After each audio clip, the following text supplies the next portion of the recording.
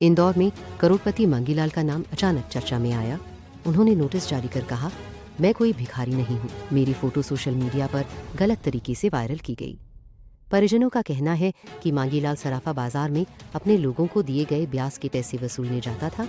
Social media पर अधूरी जानकारी के कारण यह मामला गलत तरीके से फैल गया, जिसकी अब जांच हो रही है। राजस्थान के 10 से ज्यादा जिलों में घना कोहरा छाया रहा। कई इलाकों में विजिबिलिटी 50 मीटर से भी कम दर्ज की गई। मौसम विभाग के मुताबिक पश्चिमी विक्षोभ की एक्टिव होने से आने वाले दिनों में आंधी और बारिश की संभावना है। लोगों को वाहन चलाते समय सावधानी बरतने की सलाह दी गई है। अमेरिकी राष्ट्रपति ट्रंप को नोबेल पुरस्कार न मिलने पर नॉर्वे के प्रधानमंत्री ने बयान दिया। उन्होंने कहा कि नोबेल पुरस्कार का फैसला नॉर्वे सरकार नहीं करती, बल्कि एक स्वतंत्र समिति करती है। इस बयान के बाद अंतर्राष्ट्रीय स्तर पर चर्चा तेज हो गई है। हिमाचल प्रदेश में नागा साधु की जटाएं जबरन काटने का वीडियो वायरल हुआ। संगड़ा थाना क्षेत्र में पंचायत उपप्रधान समेत 3 लोगों पर एफआईआर दर्ज की गई है। प्रशासन ने स्पष्ट किया कि धार्मिक भावनाओं से जुड़े मामलों में सख्त कार्रवाई की जाएगी।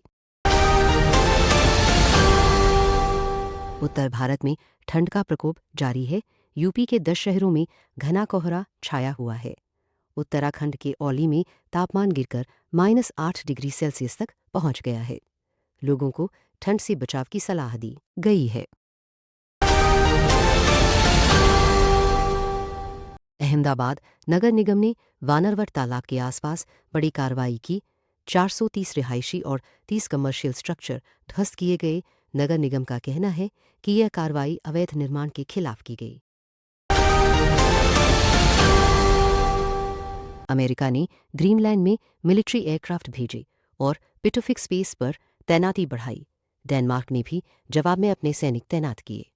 वहीं कई यूरोपीय देश अमेरिका पर जवाबी टैरिफ लगाने की तैयारी कर रहे हैं।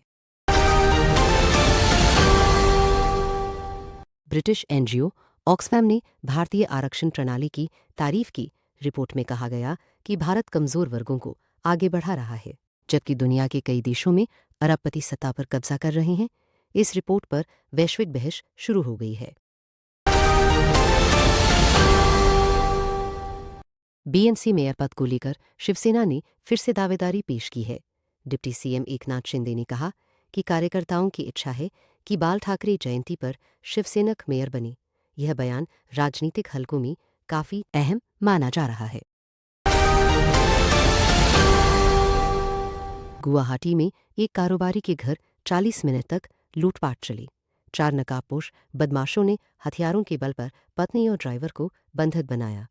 नकदी और गहने लेकर आरोपी फरार हो गए। मुंबई के जोहो इलाके में अक्षय कुमार के काफिले की गाड़ी एक ऑटो से टकरा गई। हादसे में 2 लोग गंभीर रूप से घायल हुए। अक्षय कुमार और ट्विंकल खन्ना पूरी तरह सुरक्षित है। बांग्लादेश ने आईसीसी के 21 जनवरी के अल्टीमेटम को मानने से इनकार कर दिया। कहा गया कि वे निर्धारित वेन्यू पर खेलने में असमर्थ हैं। इस फैसले से टूर्नामेंट की तैयारियों पर असर पड़ सकता है। संगीतकार एआर रहमान के समर्थन में उनकी बेटियां सामने आईं।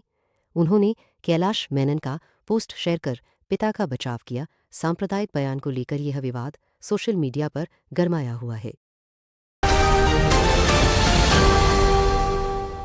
आईएमएफ ने भारत की जीडीपी ग्रोथ का अनुमान बढ़ाकर 7.3% कर दिया है। रिपोर्ट में कहा गया कि भारत की अर्थव्यवस्था उम्मीद से बेहतर प्रदर्शन कर रही है। आने वाले साल में भी विकास की रफ्तार बनी रहेगी। एशिया मैन्युफैक्चरिंग इंडेक्स 2026 में भारत 6ठे स्थान पर पहुंच गया है। चीन अभी भी पहले नंबर पर बना हुआ है। विशेषज्ञों का कहना है कि भारत को इंफ्रास्ट्रक्चर में और सुधार करना होगा। जियो हॉटस्टार ने नए सब्सक्रिप्शन प्लान लॉन्च किए हैं। कीमत 79 रुपये से शुरू होती है। प्रीमियम एनुअल प्लान अब 700 रुपये का होगा। नई दरें 28 जनवरी से लागू होंगी। टाटा कैपिटल को तीसरी तिमाही में 1,285 रुपये करोड़ का मुनाफा हुआ। सालाना आधार पर इसने 39% की बढ़ोतरी दर्ज की गई। कुल कमाई बढ़कर 5,786 रुपये करोड़ हो गई। मुकेश अंबानी की रिलायंस ने 4 ग्लोबल ब्यूटी ब्रांड्स में निवेश किया है। इस लिस्ट में ब्राइल क्रीम भी शामिल है। अब कंपनी ब्यूटी प्रोडक्ट से भी कमाई बढ़ाएगी। कोल इंडिया का आईपीओ जबरदस्त हिट रहा। 23 रुपये का शेयर 45 रुपये पर लिस्ट हुआ। आईपीओ को 143 गुना सब्सक्रिप्शन मिला था। टोयोटा ने अपनी पहली electric SUV urban cruiser launch की। इसकी रेंज 543 किलोमीटर है। लेवल 2 एडीएस और पेनोरमिक सनरूफ जैसे फीचर्स दिए गए हैं। रियलमी ने 8000 mAh बैटरी वाला 4G स्मार्टफोन लॉन्च किया। फ़ोन में 24 गीगाबाइट रैम और स्नैपड्रैगन प्रोसेसर मिलेगा। यह फ़ोन पावर यूजर्स को टारगेट करता है। छत्तीसगढ़ में 2 दिन राहत के बाद फिर ठंड बढ़ेगी। रात के तापमान में 1 से 2 डिग्री की गिरावट संभव है। झारखंड में सुबह कुहासा छाया रहेगा। रांची का तापमान 9 से 12 डिग्री सेल्सियस के बीच रहेगा। ठंड से हल्की राहत मिलने की उम्मीद है। बिहार के 7 जिलों में तापमान 8 डिग्री से नीचे पहुंच गया है। भागलपुर 6.5 डिग्री के साथ सबसे ठंडा रहा। हिमाचल के 5 जिलों में शीतलहर का अलर्ट जारी किया गया है।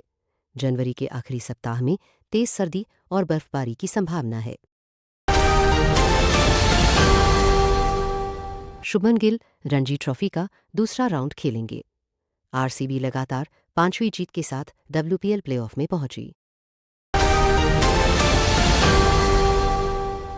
ऑस्ट्रेलियन ओपन में बड़ा उलटफेर देखने को मिला। तेरेसा विर्ट्ज-टोबा ने ऑस्ट्रेलिया की नंबर 1 खिलाड़ी माया जॉइंट को हराया। छत्तीसगढ़ ने ईस्ट जोन बास्केटबॉल चैंपियनशिप जीत ली। हेमचंद यादव विश्वविद्यालय की रिमझिम बेस्ट प्लेयर बने। सलमान खान कड़ी सुरक्षा के बीच एयरपोर्ट से बाहर निकले। अजय देवगन बेटे युग का टिफिन थामे नजर आए। नेहा कक्कड़ ने तलाक की अफवाहों पर चुप्पी तोड़ी। रश्मिका मंदाना ने अपनी फिल्म फ्लॉप होने की वजह बताई। बिहार में जूनियर रेजिडेंट के 1400 से ज्यादा पदों पर भर्ती। यूपी पुलिस एसआई आवेदन सुधार विंडो 22 जनवरी तक। इकाई इंटर परीक्षा 31 जनवरी 2026 को होगी। जेपीएससी 142 पदों के लिए विज्ञापन जल्द जारी करेगा।